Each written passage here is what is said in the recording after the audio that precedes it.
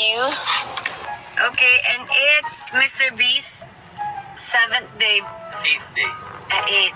So may mga medyo chubby pa, singkit. Mas lalo ako naging chinito, pare. Kasi parang Chinito tayo. Kasi yung gamot parang nagputi mo.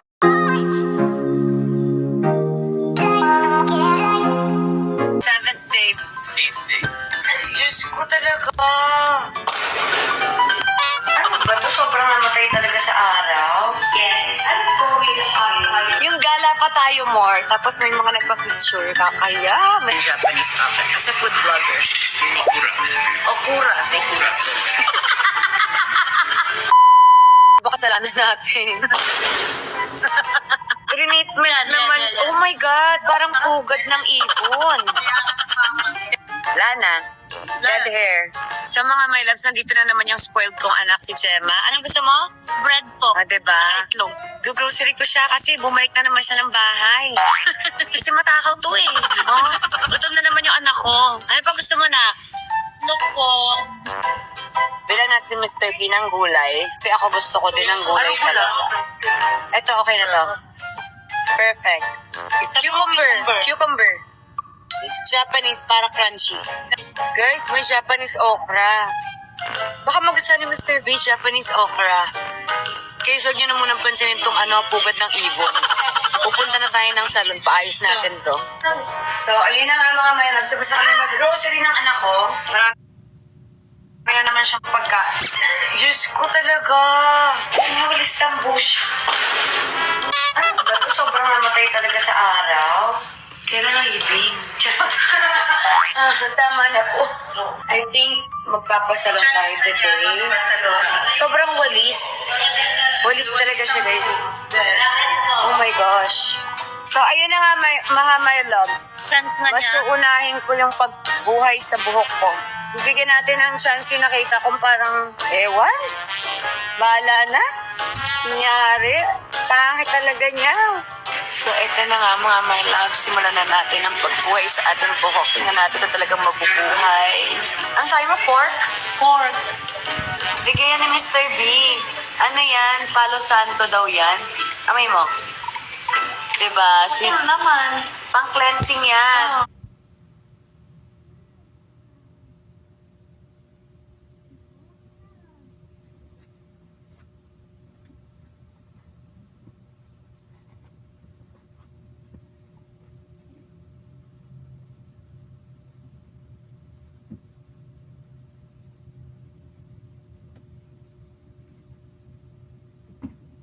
Oh my God, naputol! Pero pwede naman yan. Siyempre, bilang di tayo mapakali guys, di tayo pagkain. Kasi waiting, matagal ang waiting. So, buy muna tayo ng food! Kahit hindi naman po. Nasaan tayo? Sa cute na. Yes. Ano po with honey cheese? Ito ay, Ito. extra chicken? May cheese. Yung gala pa tayo more, tapos may mga nagpa-picture. Kakaya, my gosh, itsura ko. Sorry po, guys. Ay, parang gusto ko din ng milk tea. Food trip, di mawawala, guys. Alam niyo na. Food trip kasi. Gutom. Okay, ready na ako mag-antay ng 3 oras. Meron na kami pang mukbang. Bumili kami ng iced tea, ng chicken with baked back, and french fries. Let's eat. Hatid lang ako ni Ate Gemma doon. Uupo siya ng mga 1 minute, tapos bumaba ka na ulit. Okay? Yes. We're back. May period kasi ako today, guys. Taas ang kamay ng nakaka-relate ng bago mag-period siya, may period ang tako. Kung ano-ano yung kinakain. Bagalan natin kasi matagal pa din. Baka mamaya pag naubos natin yung mga pagkain, bibili pa tayo ng iba. Hindi lang mainipin. Tigilan na. Barbecue sardine and cheese.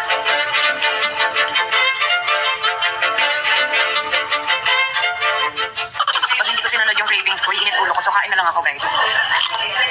Si Mr. B, katext ko, nandyan lang, sa tapat, naka-doc rob siya. Nag-hyperbaric. Tinanong niya na ako na oras ako matatapos. Tama-tama, pagpunta niya dito, baka mamaya bayaran niya yung deal. Joke. Uy, Ate G, katakawan ko. Di naman yung kamay ko. Di ba balik? Kakakain. Napulikat na siya. Ba't napupulikat yung kamay mo? Akala ko ay. dito lang napupulikat, ate ka to. Yung tissue, te.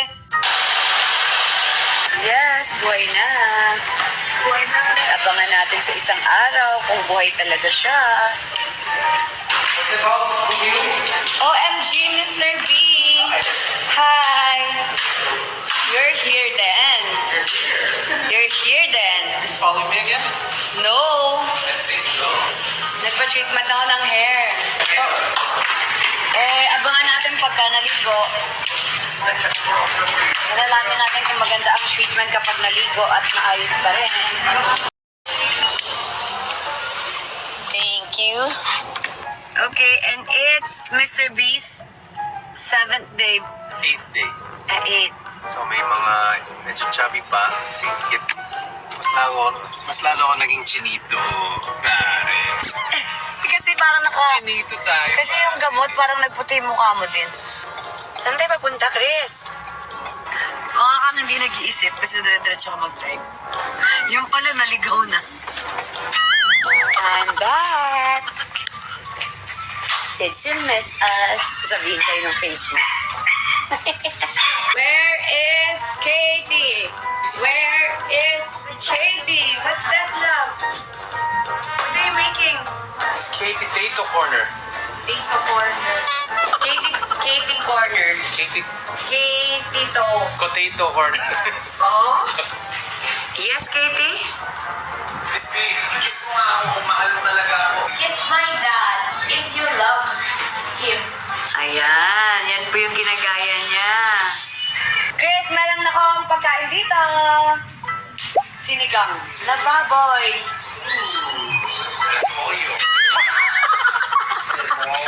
Tapos may nabili akong Japanese okra.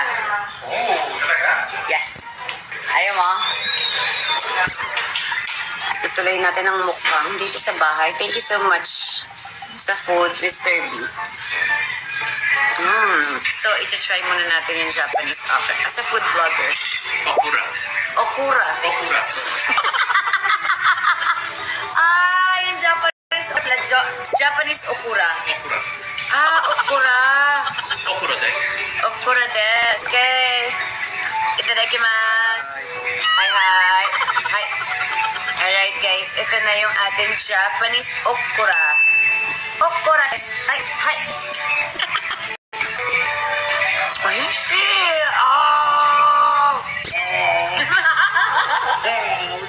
Hoy! Sarap. Mas kanji. Japanese okura. Oishi. Yes. Hi. Ay. Nabasa nga ako sabi, hindi daw siya kumakain ng okra dati. Tapos ngayon, kumakain na sila. So, thank you naman. At may mga nahawaan kami kumain ng okra. Actually, ako, 3 buwan pa lang po ako kumakain ng okra. 3 to 4 months. 3 to 4 months pa lang ako nag-start kumain ng okra. Hindi, dati hindi ako kumakain ng okra. Kasi it's slimy. Tapos, pinatikim sa akin yung sasabaw. Kasi si Ate Gemma kain siya. Ang sarap ng kain niya. Sabi ko, ate, ano ba yan? Sabi niya, ate, tikman mo. Ang sarap. Sobrang sarap. Tapos nung tinikman ko, sabi ko pa, wala pa dito ako mga sabaw. Tapos? Mas gusto ko siya kapag medyo may lasa sinigang, ganun, nilaga. Sa ibang, hinahalo sa sabaw. Sinasawsaw ko sa Toy mansi. toyo mansi o kaya patis mansi. Yun, madaling kainin yun. Kasi once kinagat mo, yung toyo, papasok dun sa lahat ng saliva. Ako nagustuhan ko kasi, kumain ako ng maraming okra. Ang ganda ng boobs ko. Ano yung tsura? Wala na! Gusto mo talaga yung... Joke lang, joke lang.